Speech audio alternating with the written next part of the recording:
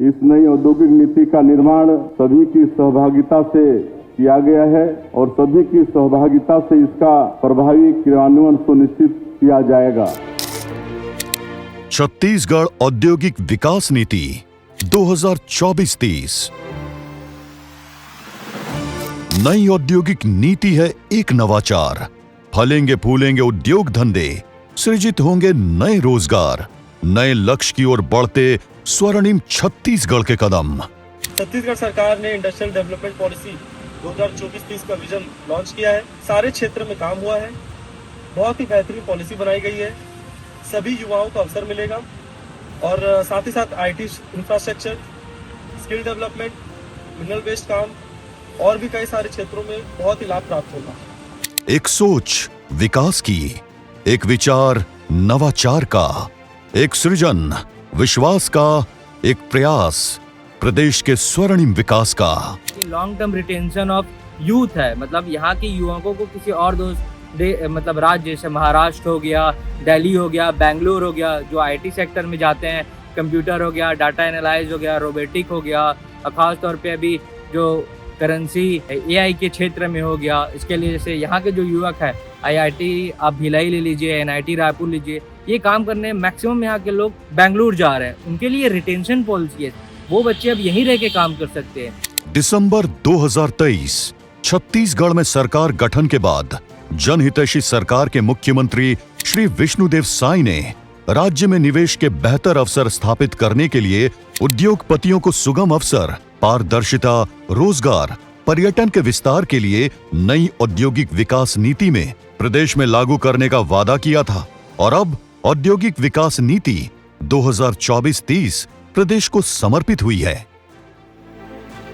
मुख्यमंत्री जी ने छत्तीसगढ़ का समग्र विकास कैसे हो, इस पर गहन चिंतन करते हुए छत्तीसगढ़ के मिनरल सेक्टर में, औद्योगिक क्षेत्र में, कृषि क्षेत्र में, एमएसएमई में, आईटी सेक्टर में प्रदेश के अंतिम व्यक्ति तक लाभ कैसे पहुंचे, इसके लिए उन्होंने गहन चिंतन करते हुए बहुत अच्छी नीति बनाई है। निश्चित रूप से यह मील का पत्थर साबित होगा। मुख्यमंत्री श्री विष्णुदेव साय के नेतृत्व में नई औद्योगिक विकास नीति 2024-30 राज्य के समावेशी विकास, उद्योगों के लिए अनुकूल माहौल, निवेश की नई संभावनाओं को ध्यान में रखकर बनाई गई है।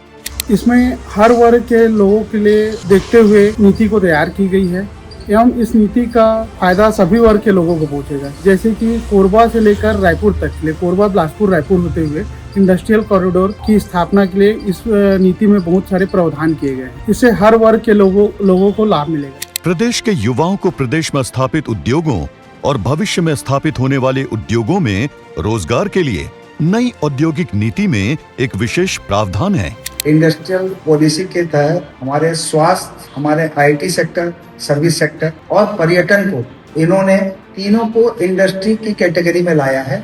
आईटी सेक्टर छत्तीसगढ़ में नहीं था, तो इस पॉलिसी के तहत हमारे यहाँ आईटी का डेवलपमेंट हो। उद्योग स्थापना से लेकर उद्योगों के संचालन और रोजगार के पर्याप्त संसाधन की झलक औद्योगिक विकास नीति में साफ देखी जा सकती है।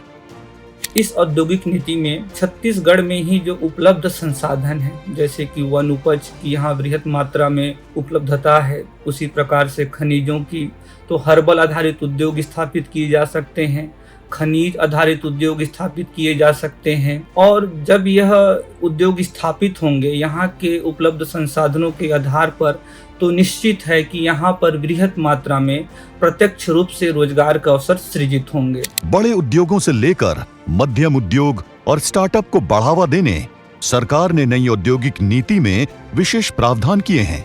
नई औद्योगिक नीति में समय पर अनुमति और पूरी प्रक्रिया को सरल किया गया है।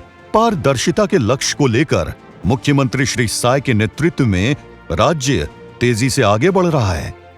नई औद्योगिक नीति में महिलाओं को आगे बढ़ाने और उन्हें एक सशक्त उद्यमी बनाने के लिए सरकार ने निवेश में छूट और रियायत के बड़े प्रावधान किए हैं। नई औद्योगिक विकास नीति 2024-30 केवल एक दस्तावेज नहीं, बल्कि संकल्प है समृद्धि और स्वर्णिम भविष्य का। मुख्यमंत्री श्री विष्णुदेव साय के नेतृत्व में छत्तीसगढ़ अपने हर नागरिक को सशक्त बनाने की दिशा में एक नई राह पर अग्रसर है। स्वर्णिम छत्तीसगढ़ की ये यात्रा अभी जारी है।